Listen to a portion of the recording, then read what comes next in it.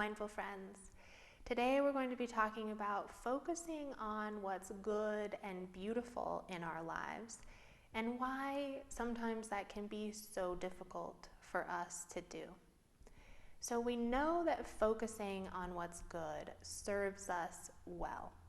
It helps us to engage in those areas that keep us well, that are positive, that are healthy, and it helps them to grow in our lives when we do, which makes us feel more peaceful and at ease with life.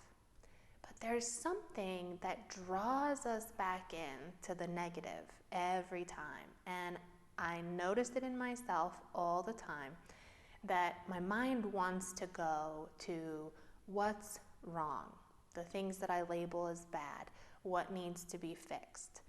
And then I spend a lot of time ruminating on it or thinking about it of how am I going to solve this or make it better so that I can come back to a good place. Whereas really, you don't have to go through all of that and place all of your attention on the negative to start creating more of the positive. We can just make that shift and focus on the good.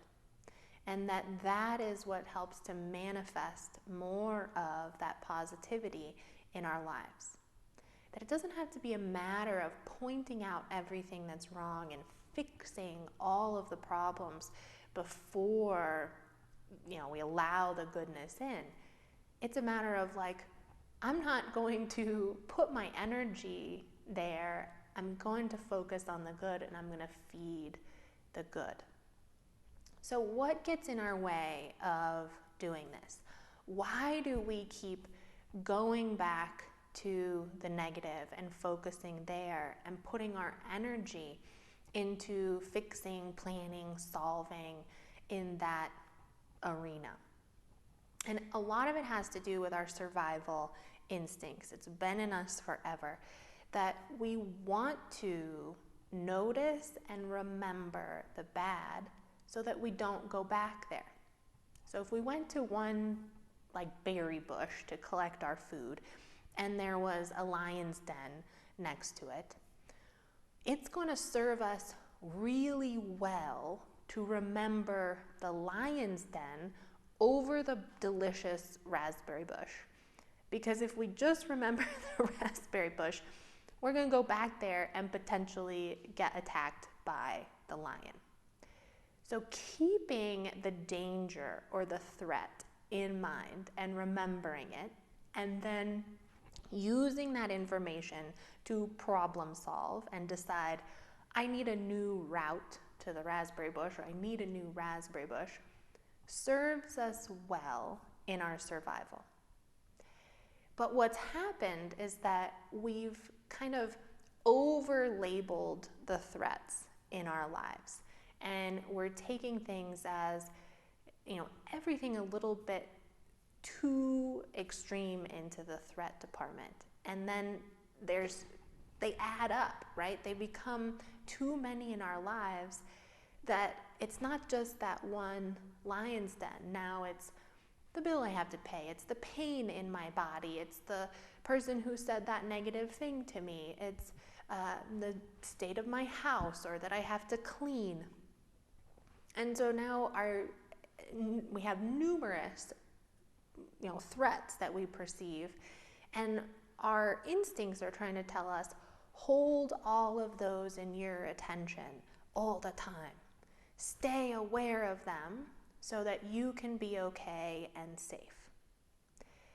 But now realistically, that's doing us more harm than good now, because those things are not threats to our life, right? They're not huge lion attacks that could end our existence. And when they pile up like that and they take all of our attention, they start harming our well-being because they add stress to our lives. And we're always, it's like kind of overemphasis on the threat or the urgency of these things. And when we do that and we label them in that way as a threat, now we're thinking, if I don't get these done, it's not okay. And I can't be happy until they're done. So now we're in this mindset where we want to fix all of these things and we want to get them all done and we want everything to be neat and tidy and perfect so that we can start enjoying life and engaging in the good. So that, it's like we feel safe enough that we can engage in the good.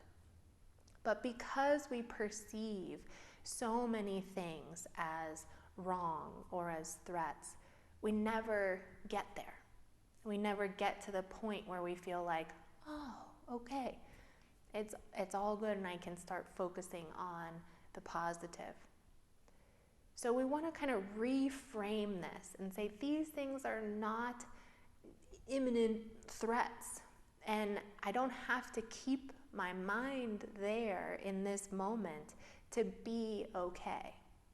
So we remind ourselves, I am okay, that this is not the most important thing, is solving this or planning for this or fixing this, that I can turn my attention towards what's pleasant right now. I can take a break from that problem solving and fixing, right? Like there are times that we need to do it. We know this. That keeps life moving. It keeps things functioning.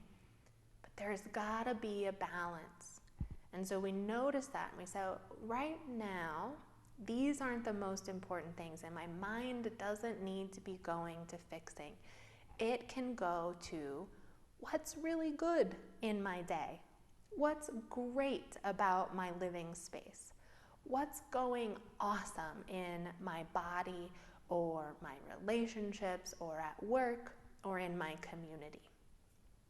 And when we do that, that brings in that goodness, the peace, the ease, and we can start relaxing more into life.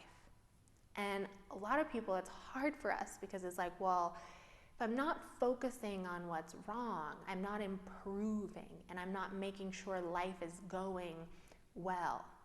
It's like if I'm not solving things and fixing them, how do I know things are going to work out? Well, if you're focusing on the good and you're feeding the goodness in your life, isn't that nourishing what's going well? Isn't that creating that positivity in your life? Isn't that taking care of problems almost before they're problems? Like in your relationship, for instance, we're thinking, well, I want my relationship to be really good, so I'm going to find everything that's wrong, and then I'm going to get lots of help to fix everything that's going wrong. Okay, but now it's not very fun for anybody to be in a situation where they're always having to fix or to make things better or to solve. Wouldn't it be nicer if we spent a little bit of time in that relationship saying, what's going really great for us? What could we feed in that positive arena? And then you'll notice, if you're putting your energy there and you're spending time together in positive ways, the little problems and everything that was wrong starts to diminish. It gets smaller naturally because you're feeding the good, and that's what's growing. And so that's kind of the idea around what we would do with anything. If you're focusing on the negative, which is a part of that programming, well, that's what's going to help me fix it. That's what's going to make it better.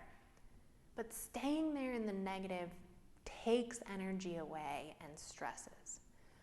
So just try shifting a little bit and taking that balance and saying, okay, well, I'm going to focus on what's really good here. I'm going to focus on the brightness of my day and on the goodness of these people in my life.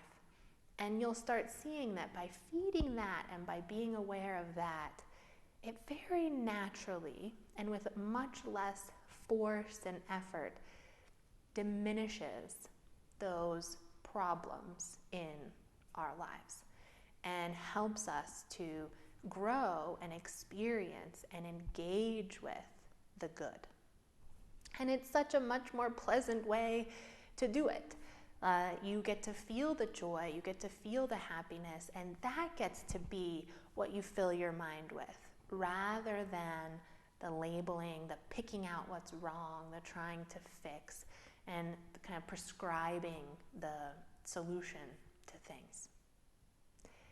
So I invite you this week, have fun with this and give yourself permission to stop trying to fix everything and find what's wrong to get to that happy place, and instead just focus on what's good now. Just find the happy in this moment, find the joy in this moment, and let yourself be immersed in it and feed that, and see how it very naturally starts to kind of shift your life towards the positive. If you enjoy these little talks and would like to join us for a group session or individual coaching, you can find us at newleafmindfulness.com. If you have comments or ideas for other talks, you can write them below. And don't forget to like, share, and subscribe.